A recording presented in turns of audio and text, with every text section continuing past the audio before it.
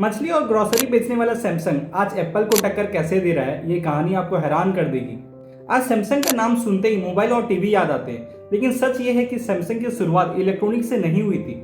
साल था 1938। South Korea का एक बिजनेसमैन ली ब्यूंग चुल ने सिर्फ 40 एम्प्लॉय के साथ सैमसंग की शुरुआत की। कंपनी सूखी मछली, नूडल्स और ग्रोसरी आइटम चाइना को एक्सपोर्ट करती थी, यानी सैमसंग एक छोटी ट्रेडिंग कंपनी ही थी। लेकिन फाउंडर का विजन बहुत बड़ा था। उन्होंने एक बात समझ ली थी, अगर कंपनी को बड़ा बनाना है तो सिर्फ एक बिजनेस पर डिपेंड नहीं रहना चाहिए। अगले कुछ सालों में सैमसंग इंश्योरेंस, रिटेल और कंस्ट्रक्शन जैसे सेक्टर में भी घुस गई। फिर आया साल 1969, जब सैमसंग ने इलेक्ट्रॉनिक बिजनेस में एंट्री ली। पहले टीवी बनाए, फिर रेफ्रिजरेटर्स, फिर वॉशिंग मशीन और फिर सेमीकंडक्टर्स। अब यहाँ से गेम कंप्लीटली बदल गया।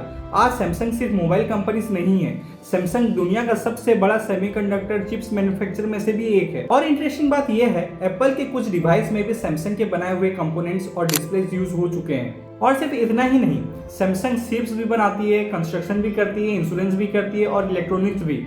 यहाँ तक कि दुनिया की सबसे ऊंची बिल्डिंग बुर्ज खलीफा के भी कंस्ट्रक्शन में सैमसंग का योगदान है। सोचो, एक कंपनी जो कभी मछली और ग्रोसरी बेचती थी, आज दुनिया का सबसे पावरफुल बिजनेस ग्रुप में से एक बन चुकी है। इस कहानी से एक बड़ी लर्निंग मिलती है। बड़े बिजनेस अक्सर छोटे लेवल से ही स्टार्ट होता है, लेकिन उन्हें बड़ा बनाता है विजन और एग्जीक्यूशन। आपको क्या लगता है, सैमसंग की इस सक्सेस का सबसे बड़ा रीजन क्या रहा? कमेंट करके जरूर बताना। और फाइनेंस और बिजनेस की ऐसी इंटरेस्टिंग स्टोरीज के लिए फिन क्रेडल को फॉलो और सब्सक्राइब जरूर कर लेना यार।